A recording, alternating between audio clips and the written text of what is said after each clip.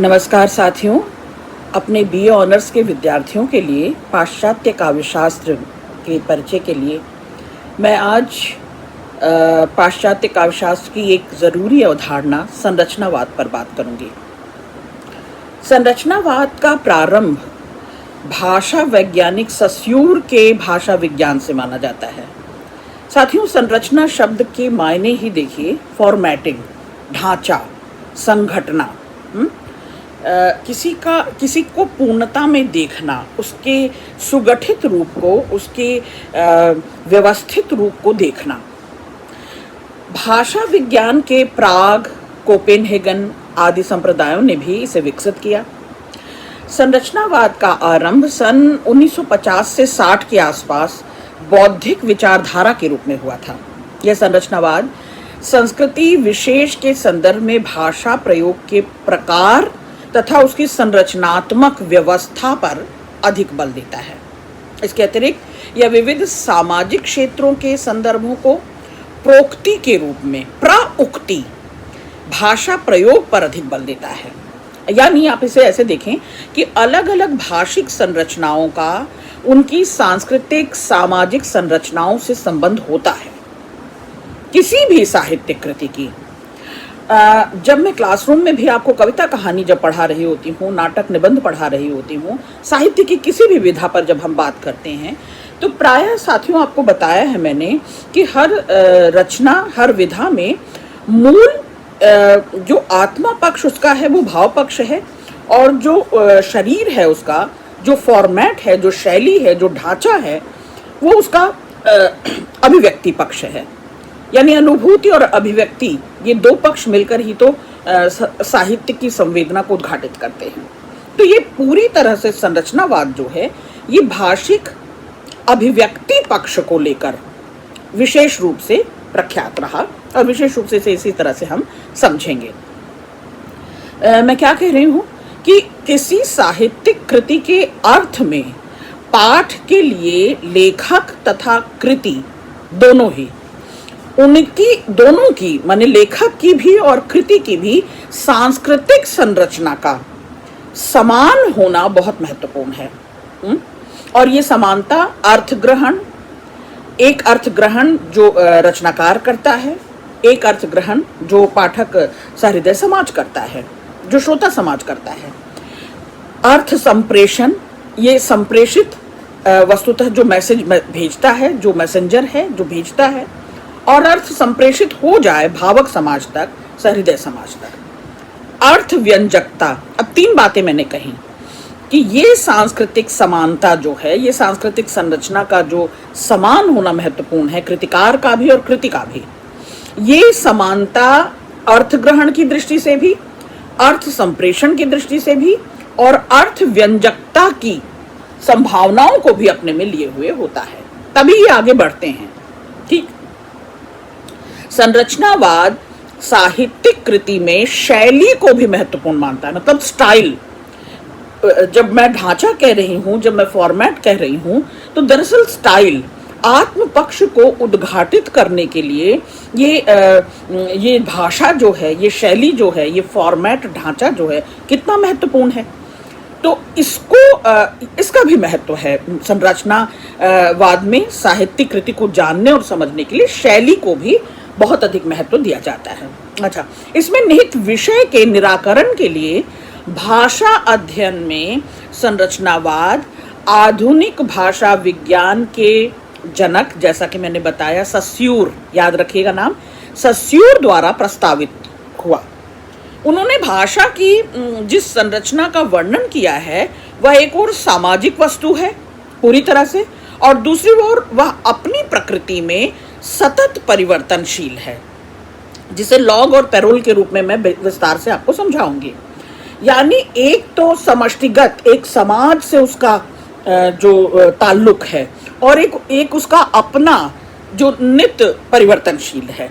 तो दोनों प्रकृतियों को, सामाजिक प्रकृति को भी, मतलब सामाजिक होने के कारण भी, और उसकी अपनी प्रकृति को, ये जो भाषा की संरचना बदलती रहती है, परिवर्तनशील रहती है, हम इस पर भी बात करेंगे। अच्छा, सामाजिक होने के कारण भाषा का एक पक्ष संस्थागत है, जिसे सस्यूर ने भाषा व्यवस्था के द्वारा स्पष्ट किया।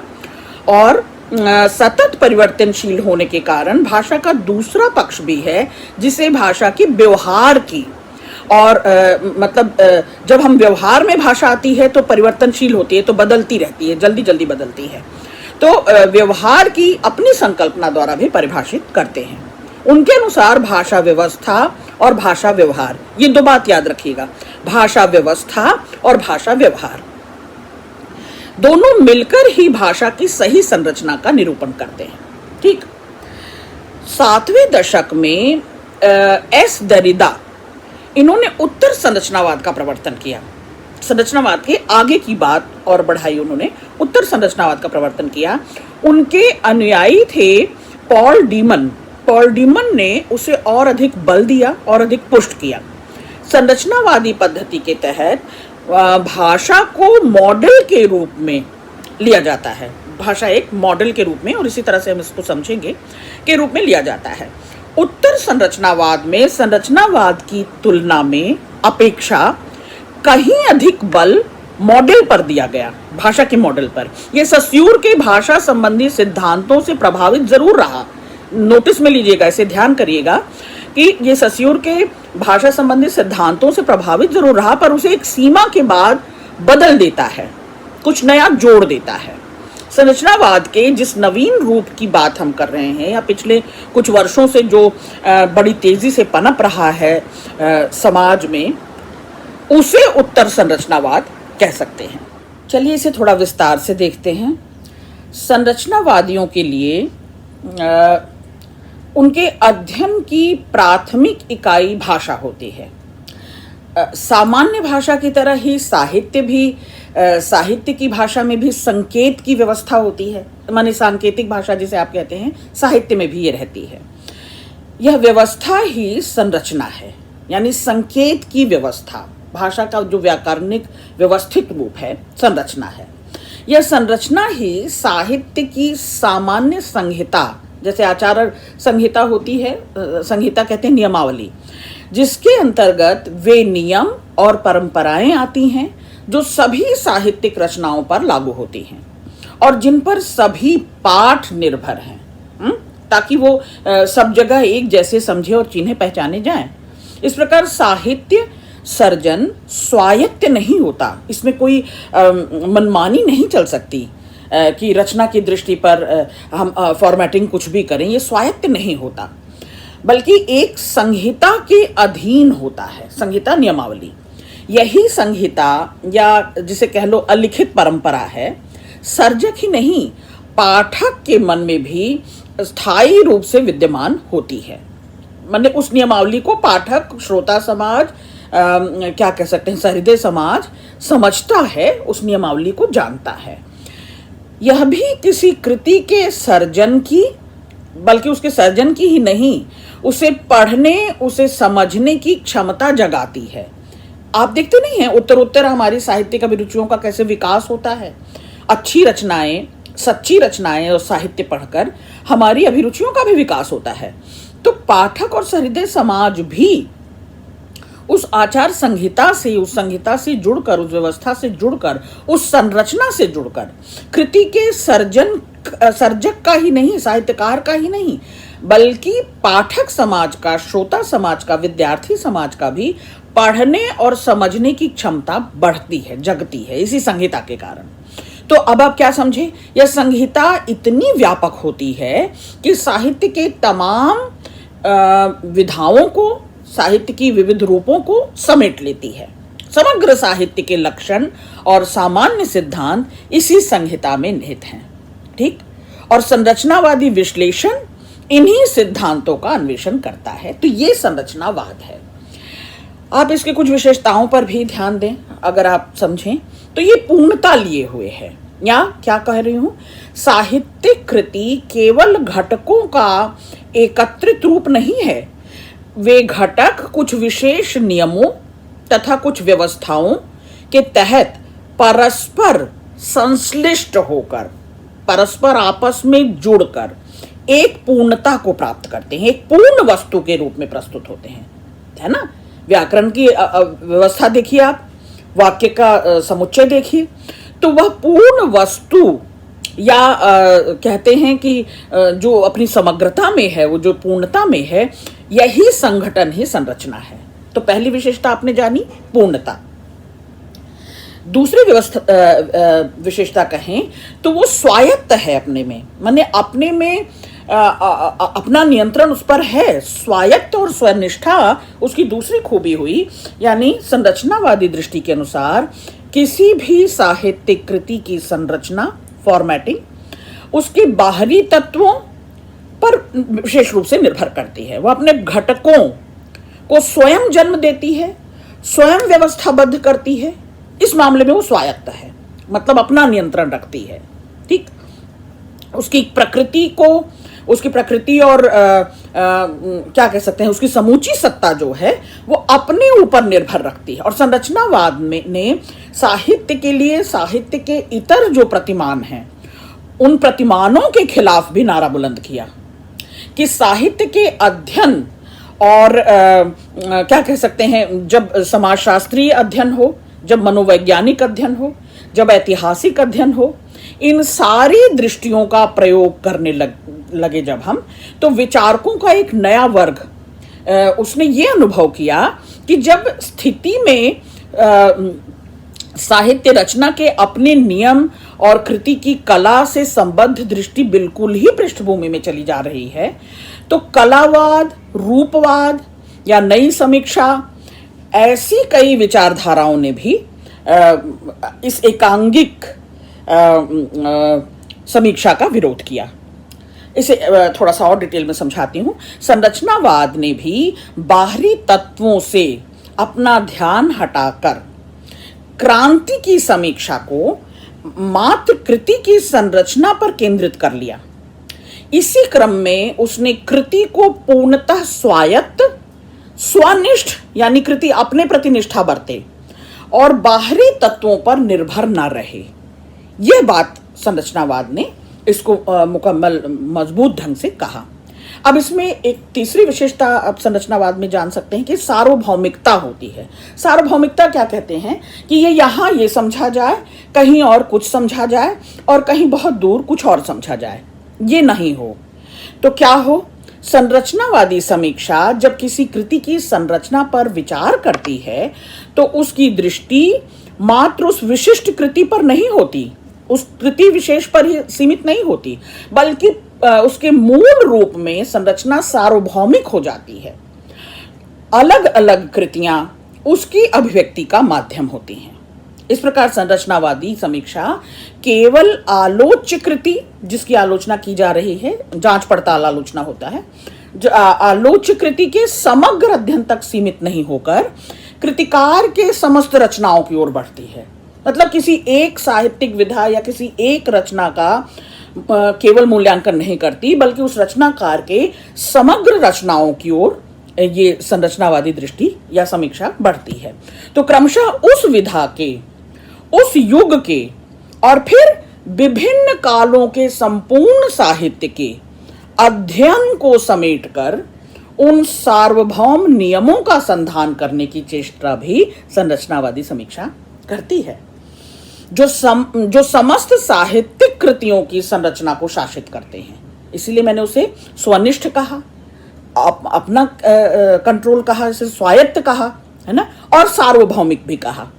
ये वे मूल तत्व हैं जो तमाम विविधताओं के बावजूद विभिन्न साहित्यिक रचनाओं में समान रूप से पाए जाते हैं और साहित्य को भाषा की अन्य प्रयुक्तियों से अन्य करके दिखा देते हैं, अलग करके दिखा देते हैं। एक चौथी खूबी जो बहुत जरूरी है बतानी कि गतिशीलता होती है इसमें।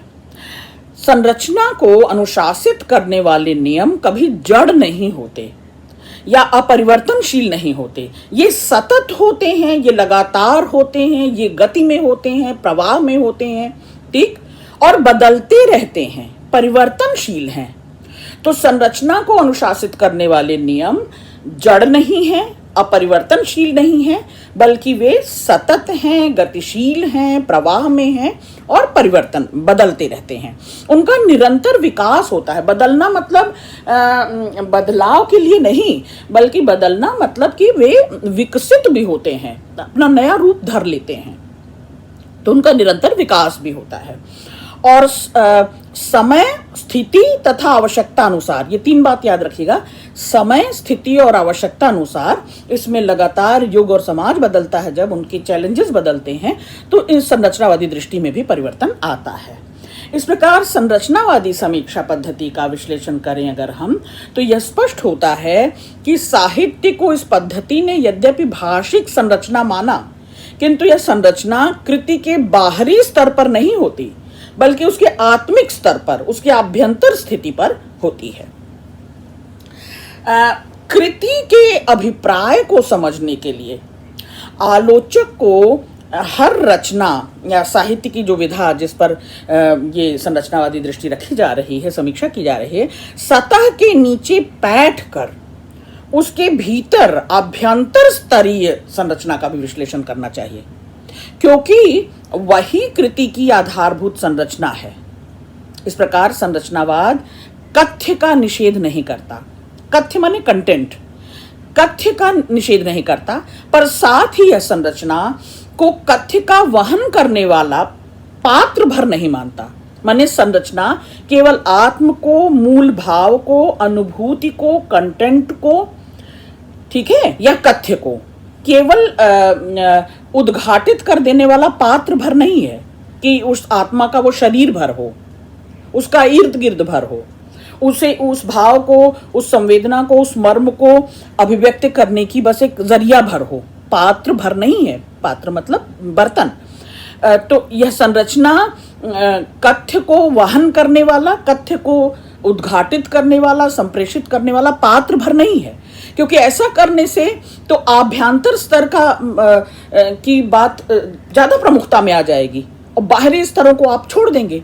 तो ऐसा नहीं होगा, आभ्यंतर स्तर को भी प्रमुखता नहीं दी जाएगी। जबकि संरचनावाद दोनों को समान महत्व देता है, अनुभूति पक्ष को भी और अभिव्यक्ति पक्ष को भी, आत्म को भी, जिसे अभ्यंतर में कह रही हूं बार बार, और बाह्य रूपों को भी, दोनों को समान रूप से उद्घाटित और परिभाषित करता है। तो संरचनावाद कृति की सोद्देश्यता का भी निषेध करता है।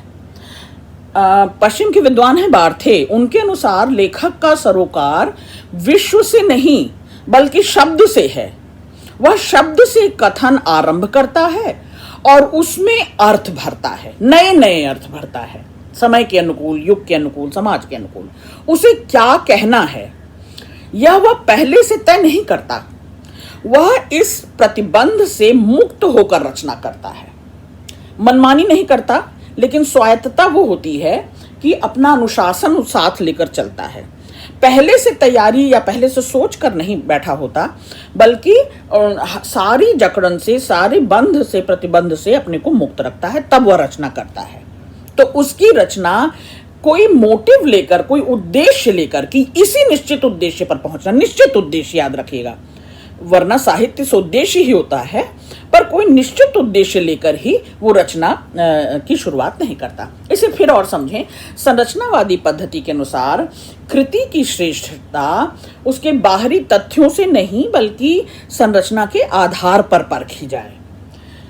इनके दृष्टिकोण के अनुसार शेक्सपियर या ब्रेख्त के नाटकों या जो बाजारू जासूसी उपन्यास होते हैं, इन उपन्यासों में कोई महत्व का अंतर नहीं होता, क्योंकि महत्व रचना की अंतर वस्तु का नहीं है, बल्कि उस तथ्य का है। तथ्य मतलब फैक्ट्स, है ना। उस तथ्य का है कि उसमें संरचना के विभिन्न तत्व किस प्रकार सुसंबद्ध भाव से, जिसे मैं संश्लिष्ट भी कहा करती हूं, आपस में जुड़े हुए, गुथे हुए, किस प्रकार सुसंबद्ध भाव से जुड़कर अपेक्षित अर्थ दे पाएं, जिस अर्थ की कामना संरचनावादी दृष्टि विचारक कर रहा है, वो अर्थ दे पाएं। यह पद्धति, संरचनावादी पद्धति, लेखक का आत्म तथा रचना दोनों को एक दूसरे से स्वतंत्र मानती है, दोनों को महत्व देती है। लेखक अपने आत्म को हावी न करे उस पर और बाहरी तत्व भी उसकी रचना पर हावी न हो, दोनों को बराबर रूप से, दोनों को समान रूप से स्वतंत्र मानती है। वह रचना को लेखक की आत्माभिव्यक्ति नहीं मानती कि लेखक को ये छूट हो कि वो जो कुछ भी रचना चाहता है, जो कुछ भी अभिव्यक्त करना चाहता है, जो कुछ भी महसूस करता है, अपनी पूरी अनुभूति को वो संरचना, फॉर्मेट के जरिए, शैली के जरिए, भाषा के एक व्यवस्थित रूप के जरिए सब कुछ एक बारगी कह दे।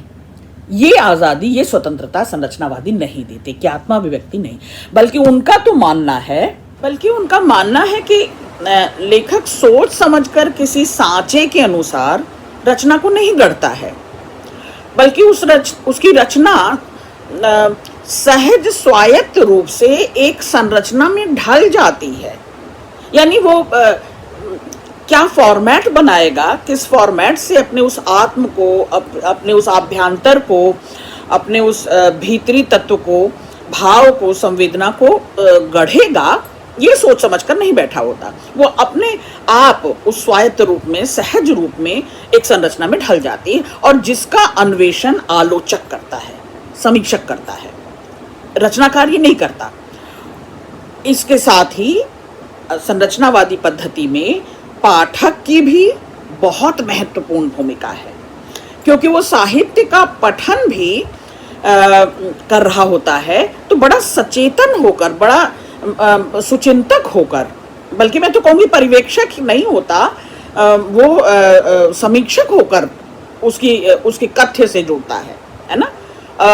साहित्य का पठन जब वो कर रहा होता है तो संरचना के साथ जुड़ता है, तो बहुत सचेत होकर जुड़ता है। इस प्रकार रचनाकार, आलोचक और पाठक, साथियों याद रखिएगा, रचनाकार, आलोचक और पाठक तीनों ही कृति की संरचना से प्रभावित होते हैं।